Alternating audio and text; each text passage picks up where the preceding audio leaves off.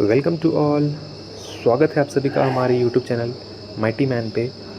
और बेसिकली ये वीडियो के माध्यम से मैं आप लोगों को बताऊंगा कि जो BRO की नोटिफिकेशन आई है उसमें ऑपरेटर कम्युनिकेशन ट्रेड में जो ट्रेड टेस्ट होगा उसमें किस तरीके के क्वेश्चंस पूछे जाएंगे और क्या क्या पैटर्न रहेगा, क्या क्या सिलेबस रहेगा ट्रेड टेस्ट का, किस पैटर्न पे आप ट्रेड टेस्ट पे प्रिपेयर करो ताकि आप सेकेंड फेज को क्लियर करके थर्ड फेज में पहुँचो। तो चलिए हम शुरू करते हैं। मैंने इससे पहले भी फुल नोटिफिकेशन की वीडियो बना रखी है BRO के ऊपर, जो ये ऑफलाइन वैकेंसी आ रखी है 899 पोस्ट पे। और अभी हम ट्रेड टेस्ट के ऊपर बनाया मैंने वीडियो जिसमें मैं ऑपरेटर कम्युनिकेशन को कवर करूँगा। तो चलिए शुरू करते हैं। किस तरह के क्वेश्चंस, कौन से टाइप के क्वेश्चंस आएंगे और क्या क्या क्वेश्चंस का क्या पैटर्न रहेगा। ओके, तो चलिए। तो ये जो मैंने प्रिपेयर किया है ये बेसिकली एडवर्टाइजमेंट जो अभी आ रखा है 899 पोस्ट के लिए, उसके लिए। ओके, तो सबसे पहले बात करेंगे ऑपरेटर कम्युनिकेशन में बेसिकली है क्या। देखिए, बात करें रेडियो ऑपरेटर की, तो रेडियो ऑपरेटर एक ऐसा ट्रेड है जिसमें बेसिकली कम्युनिकेशन से रिलेटेड क्वेश्चंस पूछे जाते हैं, जिसमें संचार मतलब कि जो हम बात करते हैं जैसे radio waves, microwaves, electromagnetic waves, है ना, इन सब चीज़ों पे जो बेस्ड क्वेश्चंस रहेंगे, बेस ज़्यादातर इस तरीके के क्वेश्चंस पे आएंगे। और साथ में रेडियो सेट्स के बारे में पूछा जाएगा आपसे, AC/DC के बारे में पूछा जाएगा, फिर आपका करंट इलेक्ट्रिसिटी चैप्टर है उससे आएंगे, और साथ में आपके जो ये मॉडर्न फिजिक्स हैं उनसे भी क्वेश्चन रिलेटेड पूछ सकते हैं। तो चलिए मोटे मोटे तौर पे समझते हैं कि किस तरह के क्वेश्चन आएंगे और क्या क्या पैटर्न रहेगा। अच्छा, ओके। तो जो फर्स्ट है वो हमारा सबसे पहले उन्होंने दे रखा है अपने सिलेबस में कि वो रहेगा आपका आइडेंटिफिकेशन ऑफ इक्विपमेंट। ओके, तो इसमें क्या क्या हम तैयारी करेंगे। सबसे पहले वॉकी टॉकी, जो जो आप देखे होंगे पुलिस वालों के पास हाथ में रहता है वॉकी टॉकी, वो उसके बारे में मतलब आपको सबसे पहले आइडेंटिफिकेशन ऑफ इक्विपमेंट, मतलब कि वहाँ पे इक्विपमेंट रखे रहेंगे काफ़ी सारे, और उसमें आपको बोलेगा कि ये कौन कौन से इक्विपमेंट हैं, इनका क्या नाम है ना। तो आप बेसिकली उस रेडियो सेट का नाम तो नहीं बता सकते, लेकिन हाँ आप उसको आइडेंटिफाई कर सकते हो कि हाँ ये इस तरीके का रेडियो सेट है और ये इस तरीके का रेडियो सेट है। ओके, तो मैं नेक्स्ट वीडियो में या इस वीडियो के बाद में आप लोगों को पर्टिकुलर आइडेंटिफिकेशन ऑफ इक्विपमेंट पे एक पर्टिकुलर वीडियो लेके आऊँगा, है ना। इस तरीके के हर एक टॉपिक पे, जितने टॉपिक मैं अभी कवर करूँगा, हर एक टॉपिक के ऊपर यानी कि मैं एक स्पेशल वीडियो लेके आऊँगा। अभी तो मोटा मोटे तौर पे मैं आप लोग छोटा मोटा बता दे रहा हूँ कि इस तरीके क्वेश्चन रहेंगे, बाकी हम डिटेल में कवर करेंगे आगे, है ना। रिटन की भी प्रिपरेशन करेंगे और साथ में हम ट्रेड टेस्ट का भी प्रिपरेशन करेंगे। हाँ, और हमारा focus basically operator and communication trade पर ही रहेगा। ओके, तो चलिए मूव ऑन करते हैं। तो नेक्स्ट जो है वो आपको, हाँ मैंने बताया कि वॉकी टॉकी जो वो रखा रहेगा उसको आइडेंटिफाई करने के लिए वो बोल सकता है कि ये क्या है, ठीक है, तो आपको बता देना पड़ेगा। बेस स्टेशन रेडियो, अगर कोई बड़ा सा रेडियो सेट होगा वहाँ पर रखा हुआ तो उसको आप बोल दोगे, है ना, बेस स्टेशन रेडियो। जो छोटे छोटे रेडियो सेट होते हैं जो हाथ में लेते हैं उसको वॉकी टॉकी बोलते हैं, और उसके जो स्टेशन होता है वो जिससे एक मेन स्टेशन से कनेक्टेड होते हैं वो बेस स्टेशन होता है। बेस स्टेशन होता है ना, वहाँ से सारे मोटरोला यानी कि वॉकी टॉकी छोटे मोटे जितने होते हैं वो कनेक्टेड होते हैं।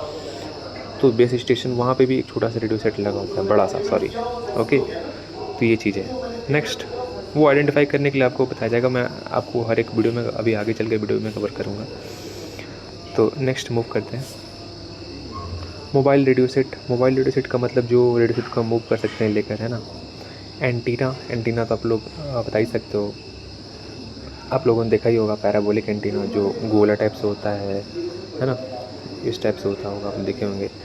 फिर आपका इस टाइप का भी एंटीना होता है ना। तो बहुत सारे टाइप के एंटीना होते हैं, मैं सारे कवर करूँगा वीडियो में, अभी मोटा मोटे तौर पर आप देखते रहो बस। ओके, चलिए नेक्स्ट माइक्रोफोन जो एक फ़ोन टाइप से होता है, जो आप लोग देखे होंगे पुलिस वाले गाड़ी में जो जीप में लगा रहता है, एक छोटा सा रेडियो सेट होता है, उसके साथ में एक वायर से कनेक्टेड होता है जिसमें एक स्विच होता है, इसको दबा के बोलते हैं वो। तो वो होता है क्या, वो आपका माइक्रोफोन होता है जिसमें आप बोलते हो, है ना। फिर स्पीकर हो गया, स्पीकर आप लोग आइडेंटिफाई कर लोगे। पावर सप्लाई यूनिट, जहाँ से पावर सप्लाई होती है यूनिट की, एक स्प्लाइजर टाइप से होता है छोटा सा। बैटरी चार्जर, आप लोग उसको भी आइडेंटिफाई कर सकते हो ईज़िली, है ना। तो उसके बाद फिर आपका जनरेटर, जनरेटर को भी आप लोग ईज़िली आइडेंटिफाई कर सकते हो। कोएक्सियल केबल, मैं आपको आगे वीडियो में बताऊँगा, एक केबल होता है मोटा सा, है ना। और उसके बाद उसमें इस तरीके से कुछ रहते हैं, मैं आपको दिखाऊँगा आगे चल के नेक्स्ट वीडियो में, ओके। नेक्स्ट कनेक्टर्स जैसे यूएसबी केबल हो गया, एचडीएमआई केबल हो गया, वीजीएमआई केबल हो गया, इस तरीके के केबल्स होते हैं। चलिए नेक्स्ट मूव ऑन करते हैं। Use of standard equipments, okay. तो इन्होंने बता रखा है कि जो स्टैंडर्ड इक्विपमेंट होते हैं उसको कैसे यूज़ करते हैं। तो बेसिक तौर पे इसका यूज़ करने का तरीका क्या है। सबसे पहले इक्विपमेंट को आपको ऑन ऑफ करने आना चाहिए। जो किस तरीके से यूज़ करते हैं, तो इक्विपमेंट को आपको ऑन ऑफ करने आना चाहिए इक्विपमेंट का। चैनल सिलेक्शन, उसको उसमें जो चैनल होता है उसको फ्रीक्वेंसी किस बेसिस पे काम कर रहा है, कौन सी फ्रीक्वेंसी पे काम कर रहा है, वो चैनल आपको सेट करने आना चाहिए। Volume switch control, volume control switch control आना चाहिए। बैटरी इंस्टॉलेशन, बैटरी लगाना आना चाहिए। प्रॉपर एंटीना फिटिंग, एंटीना को फिटिंग करने आना चाहिए। रेडियो कम्युनिकेशन प्रोसीजर, एक प्रोसीजर फॉलो होता है। जब भी आप रेडियो से बात करते हो तो एक बेसिक तौर पे एक प्रोसीजर को फॉलो करते हैं, वो आपको आगे बताया जाएगा, है ना। वो प्राइवेसी से रिलेटेड है, बट हर चीज़ का एक स्टैंडर्ड होता है, तो हर प्रोसीजर होता है इसका भी रेडियो से बात करने का। वो आप देखे होगे पुलिस वाले बात करते हैं वो अल्फ़ा चार्ली करके, तो ये तरीका होता है ना। नेक्स्ट सेफ्टी प्रिकॉशन, क्या क्या सेफ्टी को ध्यान में रखते हैं स्टैंडर्ड को इक्विपमेंट को यूज़ करते टाइम, है ना। तो ये हो गया आपको यूज़ ऑफ स्टैंडर्ड इक्विपमेंट्स। अब मूव ऑन करते हैं हम माइनर ट्रबल शूटिंग पे। तो क्या क्या दिक्कतें आ सकती हैं किसी भी रेडियो सेट या किसी डिवाइसेस को यूज़ करते समय। तो रेडियो टर्न ऑन नहीं होना, बैटरी डिस्चार्ज होना, लूज़ वायर कनेक्शन होना, डैमेज एंटीना होना, नो ऑडियो आउटपुट होना, पुअर सिग्नल होना, है ना। तो ये तरीके होते, ये जो चीज़ें हैं इनके वजह से ट्रबल शूटिंग यानी कि प्रॉब्लम आ सकती है किसी भी रेडियो सेट या किसी डिवाइस को चलने में, ओके। इन सारे पे मैं डिटेल वीडियो लेके आऊँगा, अभी आप मोटा मोटी समझते रहो, ओके। नेक्स्ट इलेक्ट्रिकल कनेक्शन या रिक्वायर्ड वायरिंग। बेसिक तौर पे आपको वायरिंग या छोटे मोटे कनेक्शंस आपको आना चाहिए कि आपको तार पहचानने आना चाहिए कि ये ग्रीन कलर कौन सा तार है, रेड कलर कौन सा तार है ना, कौन सा मेन है, कौन सा अर्थिंग है। तो ये सब आपको तार पहचानने आना चाहिए। AC/DC के बारे में जानकारी होनी चाहिए छोटी मोटी, है ना। तो अभी समझते हैं। तो पहला पॉजिटिव एंड नेगेटिव टर्मिनल आपको पहचानना आना चाहिए, है ना। पॉजिटिव और नेगेटिव टर्मिनल पहचानना आना चाहिए। सीरीज़ एंड पैरेलल कनेक्शन आपको आना चाहिए। फ्यूज़ कनेक्शंस आना चाहिए। बैटरी वायरिंग आना चाहिए आपको, है ना। उसके बाद पावर सप्लाई वायरिंग आना चाहिए। अर्थिंग के बारे में थोड़ी जानकारी होनी चाहिए। तो ये सब चीज़ों के बारे में आपको बेसिक तौर पे इलेक्ट्रिकल कनेक्शन के बारे में जानकारी होनी चाहिए, इन सब पॉइंट्स का, ओके। नेक्स्ट मूव ऑन करते हैं। Generator power backup knowledge, okay. तो देखिए आपको पार्ट्स ऑफ जनरेटर यानी कि जनरेटर्स के जो पार्ट होते हैं उसके बारे में जानकारी होनी चाहिए। छोटे मोटे जो साइलेंसर हो गया, फिर आपका डायोड हो गया, है ना। ये छोटे मोटे जो फ्यूल टैंक हो गया, फ्यूल टैंक का जो पाइप हो गया, वो सब छोटे मोटे आपको ऊपर जनरेटर के जो पार्ट्स हैं उसकी जानकारी होनी चाहिए। वो आपको सामने हो सकता है एक जनरेटर रख दें, उसको बोले कि ये फुल टैंक को इंडिकेट करके बोलेंगे कि इसको क्या बोलते हैं। फ्यूल पाइप को बोलेंगे इसको क्या बोलते हैं, तो साइलेंसर को बोलेंगे इसको क्या बोलते हैं। तो इस तरीके के आपको थोड़े आइडेंटिफाई करने आना चाहिए कि ये इसको क्या क्या बोलते हैं, okay. Starting and stopping procedure, generator चलाना या बंद करने का प्रोसीजर क्या होता है। फ्यूल चेकिंग, उसके बाद engine oil checking, battery backup system,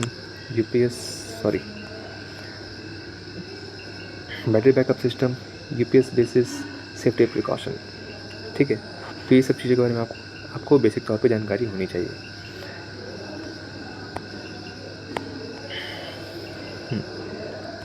तो अब हम कुछ इम्पॉर्टेंट क्वेश्चंस है ना, जो मैंने लास्ट में डाल रखा है, तो इसको भी कवर करेंगे हम।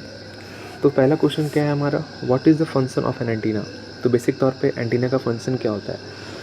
तो एंटीना का क्या काम क्या होता है? एंटीना का बेसिकली काम होता है कि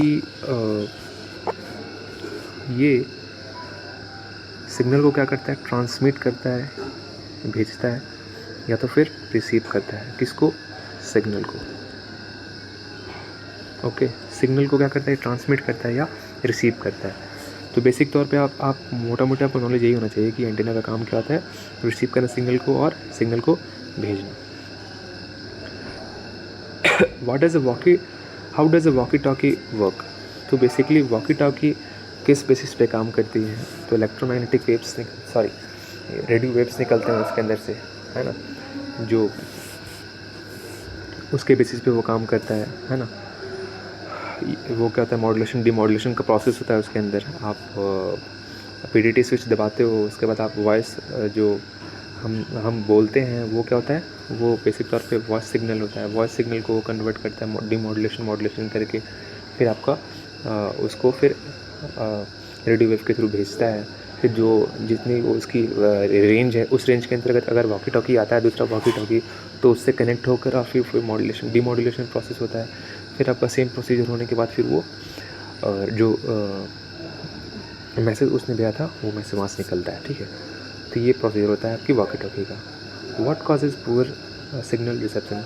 तो पुअर सिग्नल क्यों हो सकता है? पुअर सिग्नल बेसिकली आपका वेदर के कारण हो सकता है ना। दूसरा आपका जो डेड जोन के कारण हो सकता है। जैसे आपका कोई पहाड़ हो, है ना, तो पहाड़ है तो अब यहाँ से आपको बात करना है, ठीक है, यहाँ से आपको बात करना है कहाँ?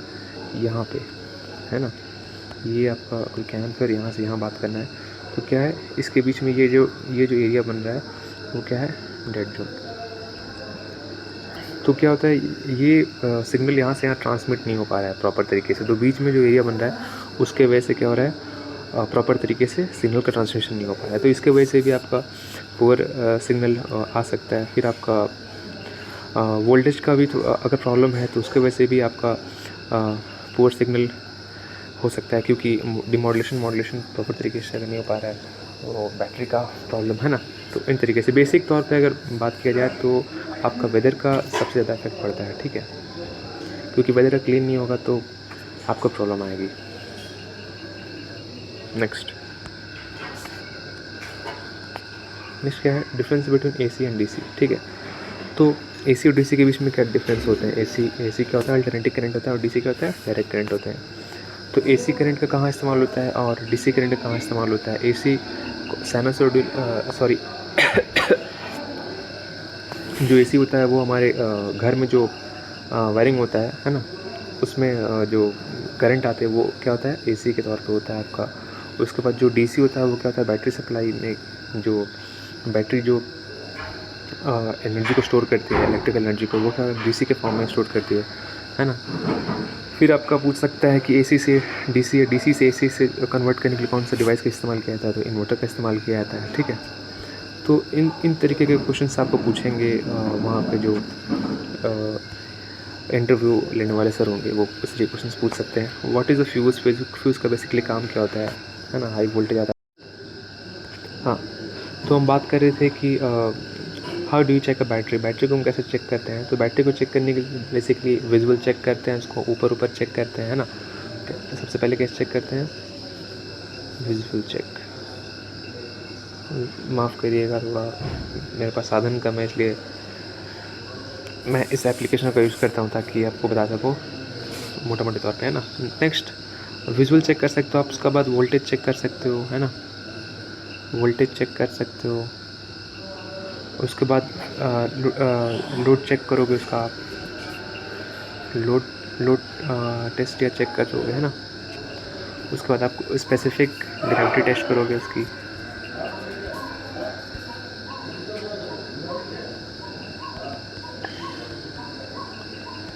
तो ये सब आप चेक करते हो क्या? हम बैटरी को चेक करते हैं तो इन सब चीज़ों को सबसे पहले हम चेक करते हैं। ठीक है, फिर वाई इज़ अर्थिंग रिक्वायर्ड? ठीक है, तो अर्थिंग किस लिए करता है? ये बेसिकली क्या होता है? अर्थिंग का रिक्वायर सेफ्टी के पर्पज़ से किया जाता है, क्योंकि ये प्रोवाइड करती है लो रेजिस्टेंस पाथ को, है ना। तो क्या करते हैं प्रिवेंट, ये हमें बचाती है बेसिकली इलेक्ट्रिक शॉक से। जब जो भी इलेक्ट्रिक शॉक होते हैं वो उससे हमारी जो डिवाइसेस लगे हैं इलेक्ट्रिक इक्विपमेंट उनका नुकसान ना हो हम, ठीक है। फिर दूसरा क्या हो जाएगा, इलेक्ट्रिक इक्विपमेंट प्रोटेक्शन के लिए यूज़ करते हैं, वोल्टेज स्टेबलाइजर के लिए यूज़ करते हैं, रिड्यूस करती है नॉइज़ को प्रॉपर कम्युनिकेशन करने के लिए, है ना। तो इन सब चीज़ों के लिए किसका इस्तेमाल करते हैं हम, अर्थिंग का इस्तेमाल करते हैं। Next, how do you start a generator. तो बेसिकली स्टार्ट करने का के लिए सबसे पहले जनरेटर को हम प्री चेक करते हैं, उसके बाद बैटरी को चेक करते हैं, उसके बाद फिर उसका फ्यूल चेक करते हैं, उसके बाद फिर इंजन ऑयल चेक करते हैं, है ना। उसके बाद फिर एक चलाने के बाद फिर 1-2 मिनट का, उसके बाद लोड डायरेक्ट नहीं देंगे जनरेटर पे, 1-2 मिनट होल्ड करेंगे, 2-3 मिनट के आसपास होल्ड करेंगे, उसको चलने देंगे। उसके बाद फिर जो कनेक्शन है, जो वो लूज़ कनेक्शन कहीं ना हो, है ना, क्लोज सर्किट, ब्रेकर और कनेक्शन इक्विपमेंट सही तरीके से होनी चाहिए। उसका नेक्स्ट बात करते हैं, नेक्स्ट हमारा क्वेश्चन क्या है, what is a power backup system. तो बेसिकली पावर बैकअप सिस्टम क्या होता है, यूपीएस होता है, इन्वर्टर होता है, बैटरी, जनरेटर, सोलर बैकअप, जो भी। अब एसी का सप्लाई, अब हमारे घर में लाइट कट गया, ठीक है, तो उसके लिए हमारे पास घर में क्या लगाता है, इन्वर्टर लगाता है। तो इसी तरीके से UPS, inverter, battery, generator, solar backup, ये सब किसके काम आते हैं, ये आपके पावर बैकअप के लिए काम आते हैं, ठीक है। इन सबको हम प्रॉपर तरीके से कवर करेंगे नेक्स्ट वीडियोस में, है ना। तो टॉपिक वाइज कवर करेंगे, अभी तो मैं मोटा मोटे आपको बता रहा हूँ कि इस तरीके के क्वेश्चंस रहेंगे, ओके। तो नेक्स्ट क्या है, what safety precaution should be followed while handling communication equipment. तो सबसे पहले तो अर्थिंग को देखेंगे, अर्थिंग है कि नहीं हमारे पास। उसके बाद पावर ऑन है कि नहीं, है ना, यानी कि स्विच बंद ही है और हम कम्युनिकेशन करें, पॉसिबल ही नहीं है। फिर उसके बाद आरएफ ट्रांसमिशन एंटीना जो होता है आपका, मीटर एंटीना होता है, मेंटेन सेफ्टी डिस्टेंस मेंटेन कर रहा है कि नहीं, है ना। बैटरी सेफ्टी देखेंगे, कोई नो लिक्विड स्पेस, यानी कि वो जगह पे लिक्विड ना हो, है ना। प्रॉपर टूल का इस्तेमाल करें while operating the radio sets, ताकि इलेक्ट्रिक शॉक ना हो, है ना। प्रॉपर स्क्रू ड्राइवर्स और इलेक्ट्रिक जो इक्विपमेंट है उनका इस्तेमाल करें, है ना। तो ये सब चीज़ों का इस्तेमाल किया जाता है किससे पहले, कम्युनिकेशन इक्विपमेंट को हैंडल करने से पहले, ठीक है। तो ये हमारा आज वीडियो था। तो बेसिक तौर पे ये मैंने अब छोटे मोटे पॉइंट और ये जो टॉपिक है मैंने आपको कवर किया। अभी नेक्स्ट वीडियो में आपको मैं फुल वीडियो लेकर आऊँगा, जिसमें मैं आप लोगों को बताऊँगा कि जैसे कि ये जो फर्स्ट है आइडेंटिफिकेशन ऑफ इक्विपमेंट, इसमें मैं वीडियो लेकर आऊँगा। यूज़ ऑफ स्टैंडर्ड इक्विपमेंट में मैं अलग से वीडियो लेकर आऊँगा। माइनर ट्रबल्स रूटिंग में अलग से वीडियो लेकर आऊँगा। इलेक्ट्रिकल कनेक्शन में और रिक्वायर्ड वायरिंग में मैं अलग से वीडियो लेकर आऊँगा, और जनरेटर पावर बैकअप नॉलेज में, ओके। तो इस हर एक टॉपिक पे जो BRO ने दे रखा है अपने ऑफिशियल साइट पे कि ये टॉपिक पे वो क्वेश्चंस पूछेंगे, हर एक टॉपिक पे हम वीडियो कवर करेंगे, ओके। और हमारा जो वो 10 से 20 क्वेश्चंस जो भी पूछेंगे वो ट्रेड टेस्ट में, वो उसमें आपका फुल मार्क्स आना चाहिए, ओके। तो हमारा ये टारगेट रहेगा। और जो भी बच्चे BRO का प्रिपरेशन कर रहे हो, कम्युनिकेशन ऑपरेटर का, वो हमारे माइटी मैन यूट्यूब चैनल को फॉलो कर सकते हैं। तो मिलेंगे नेक्स्ट वीडियो में, और तब तक के लिए आप लोग फॉलो करो मेरे यूट्यूब चैनल को। और इसके बाद हम अभी धीरे धीरे इसके रिटर्न की प्रिपरेशन के लिए भी मैं हर टॉपिक पर वीडियो बनाऊंगा, है ना। पॉसिबल नहीं हो पाता डेली वीडियो बनाना, लेकिन मैं बिल्कुल प्रयास करूंगा ताकि आप लोगों को एग्जामिनेशन जो भी नज़दीक रेडियो ऑपरेटर BRO का आ रहा है नियरेस्ट रैली में जो आप अपेयर होगे, उसके लिए मैं आप लोगों को अच्छा तरीके से तैयार कर चुका हूँ, ओके। तो चलिए मिलते हैं नेक्स्ट वीडियो में, तब तक के लिए जय हिंद, बाय बाय।